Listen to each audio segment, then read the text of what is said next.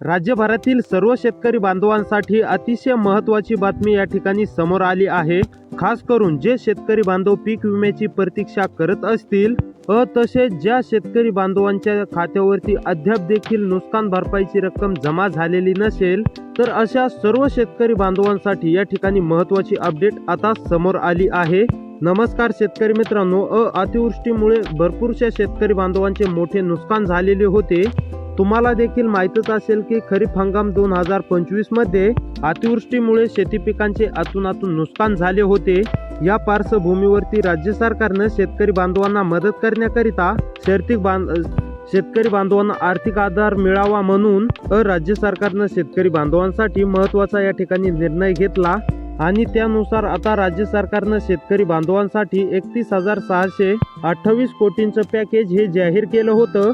हे तुम्हाला माहीतच असेल। आता हे जे 31,628 कोटींचं पॅकेज आहे त्यानुसार आता शेतकरी बांधवांच्या खात्यावरती नुकसान भरपाईची रक्कम आणि त्याचबरोबर रब्बी अनुदानाची रक्कम ही जमा होण्यास सुरुवात झालेली होती।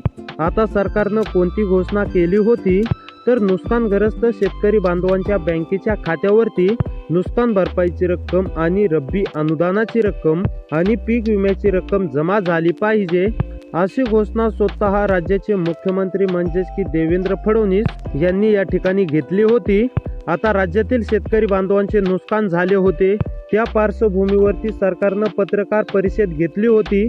त्या पत्रकार परिषदेमध्ये राज्याचे मुख्यमंत्री होते, दोन्ही उपमुख्यमंत्री होते, परंतु सध्या जर बघायला गेलं तर फक्त महाराष्ट्रासाठीच नव्हे संपूर्ण देशासाठी ही धक्का देणारी बातमी म्हणजे तुम्हाला देखील माहीतच असेल की 28 जानेवारी या दिवशी 8:46 एक विमान अपघात झाला आणि त्यामध्ये उपमुख्यमंत्री तथा अजितदादा अर्थमंत्री अजितदादा यांचं निधन झालं। अजितदादा यांच्या निधनामुळे फक्त महाराष्ट्र नव्हे तर संपूर्ण देशाची मोठी हानी आता या ठिकाणी झाली आहे।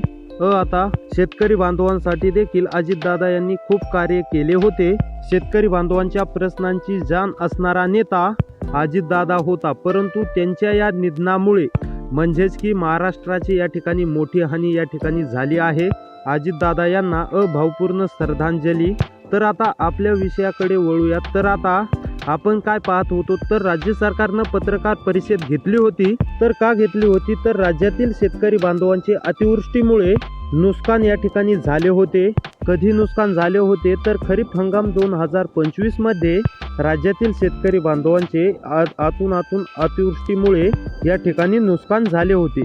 या पार्श्वभूमीवरती राज्यातील शेतकरी बांधवांना मदत करण्यासाठी, शेतकरी बांधवांना आर्थिक आधार देण्यासाठी सरकारच्या माध्यमातून 31,628 कोटींचा पॅकेज जाहीर करण्यामध्ये आलं होतं आणि त्यानुसार शेतकरी बांधवांना काय जमा होणार होतं तर शेतकरी बांधवांच्या खात्यावरती नुकसान भरपाईचे पैसे जमा होणार होते।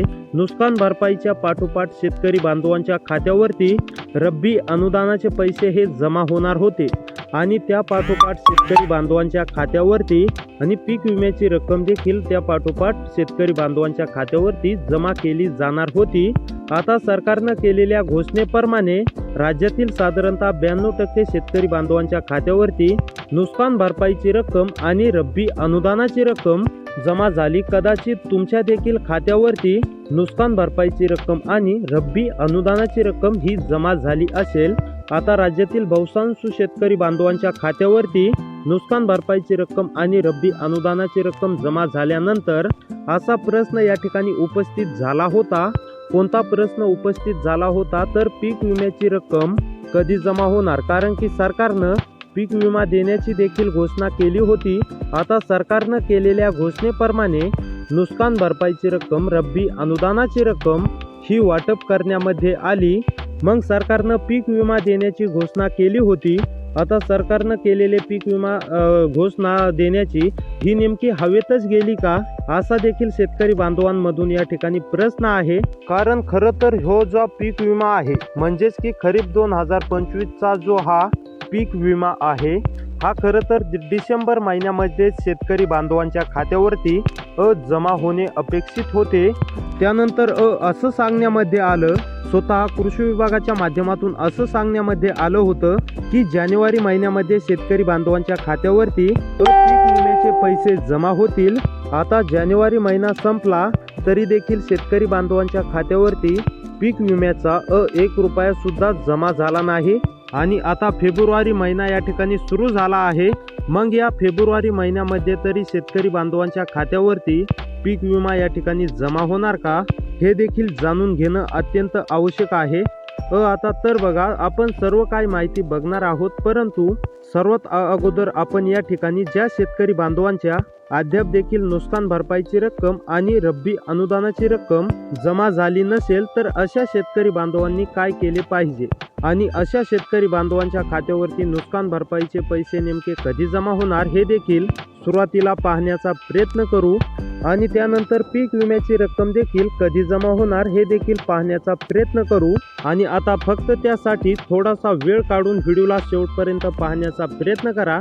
आणि जर तुम्ही या यूट्यूब चॅनलवरती नवीन आलेला असाल तर लगेच या चॅनलला सबस्क्राईब करून नोटिफिकेशन बेलला ऑलवरती नक्की टाका, जेणेकरून तुम्हाला अशी शेतीविषयी माहिती सर्वात अगोदर, योजनांविषयी माहिती सर्वात अगोदर या चॅनलवरती पाहायला मिळेल. आणि खाली दिलेल्या हाईप बटनला पण हाईप करून ठेवा. तर चला पाहूया आता सविस्तर, सोप्या आणि सरळ भाषामध्ये सर्व काही अपडेट. तर आता नुकसान भरपाईच्या वितरणासंदर्भातील, रब्बी अनुदानाच्या वितरणासंदर्भातील आणि पीक विम्याच्या वितरणासंदर्भातील A to Z माहिती आपण या ठिकाणी पाहण्याचा प्रयत्न करत आहोत. तर बघा, आता सुरुवातीला नुकसान भरपाई आणि रब्बी अनुदानाविषयी थोडीशी चर्चा करूया. तर आता बघा, नुकसान झालेल्या शेतकरी बांधवांसाठी एक अत्यंत महत्त्वाची आणि आनंदाची बातमी आता समोर आली आहे. गेल्या अनेक दिवसाभरापासून प्रलंबित असलेले अतिवृष्टीचे अनुदान अखेरकार शेतकरी बांधवांच्या खात्यावरती जमा होण्यास सुरुवात झाली आहे.